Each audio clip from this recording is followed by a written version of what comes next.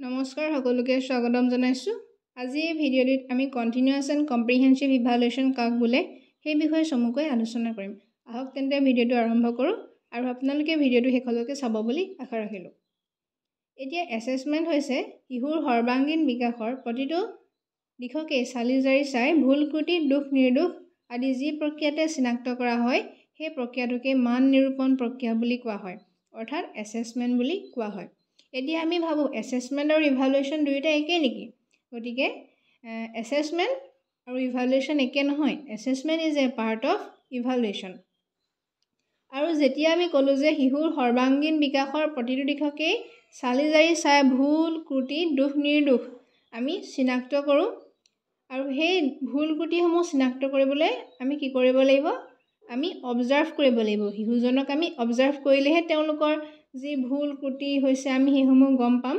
গতিকে এছেছমেণ্ট আৰু অবজাৰ্ভেশ্যনৰ এক নেৰানেপেৰা সম্পৰ্ক আছে বুলি আমি ক'ব পাৰোঁ। আৰু আমি যে কৈছোঁ কণ্টিনিউৱাছ এণ্ড কম্প্ৰিহেনসিভ, কণ্টিনিউৱাছ হৈছে এই প্ৰক্ৰিয়াটো আমি অবিৰতভাৱে চলাব লাগিব। আৰু কেতিয়ালৈকে আমি এইটো অবিৰতভাৱে চলাম? যেতিয়ালৈকে আমাৰ লাৰ্ণিং আউটকামছসমূহ ফলৱৰ্তী নহয়, যেতিয়ালৈকে তেওঁলোকে শিক্ষণীয় উদ্দেশ্যসমূহ ভালদৰে আয়ত্ত নকৰে, তেতিয়ালৈকে আমি সেইটো অবিৰতভাৱে চলাই থাকিম। এতিয়া কম্প্ৰিহেনসিভ শব্দটোৱে আমি সামগ্ৰিক মান নিৰূপণৰ কথা কৈছে। কম্প্ৰিহেনসিভ শব্দটোৱে বিদ্যাতনিক আৰু অবিদ্যাতনিক দুয়োটা দিশতেই শিশুৰ বিকাশ হৈছে নে নাই তাৰ নিৰ্ধাৰণ কৰে। এতিয়া আমি গম পালোঁ কণ্টিনিউৱাছ মানে অবিৰত আৰু কম্প্ৰিহেনসিভ হৈছে সামগ্ৰিক, আৰু সেই সামগ্ৰিক শব্দটোৱে বিদ্যাতনিক আৰু অবিদ্যাতনিক দুয়োটা দিশ সামৰি লয়। এতিয়া বিদ্যাতনিক দিশসমূহৰ মূল্যায়নৰ কৌশলসমূহ জানো আহক।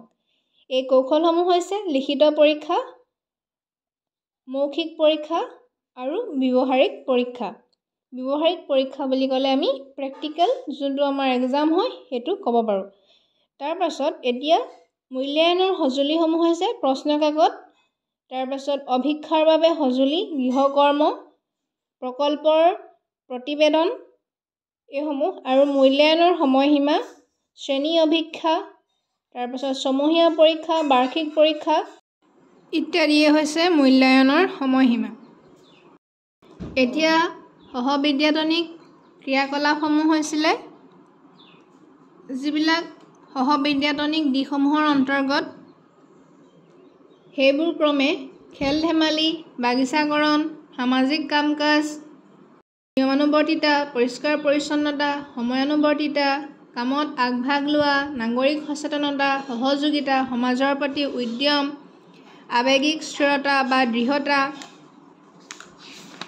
কলাসুলভ অনুৰাগ যেনে ছবি অংকন, ৰং কৰা, বক্তৃতা প্ৰদান, তৰ্ক, আবৃত্তি কৰা, সংগীত, গীত, বাদ্য, নৃত্য, নাটক, তাৰপাছত অধ্যয়নৰ প্ৰতি দৃষ্টিভংগী, তেওঁলোকৰ শিক্ষকৰ প্ৰতি দৃষ্টিভংগী, বিদ্যালয়ৰ কৰ্মৰ প্ৰতি দৃষ্টিভংগী, বিদ্যালয়ৰ বন্ধু বান্ধৱীৰ প্ৰতি তেওঁলোকৰ দৃষ্টিভংগী, লগতে মূল্যবোধ যেনে সহনশীলতা, সাহসিকতা, ক্ষমাশীলতা, তেওঁলোকৰ শিষ্টাচাৰ, দলীয় স্পৃহা আদি।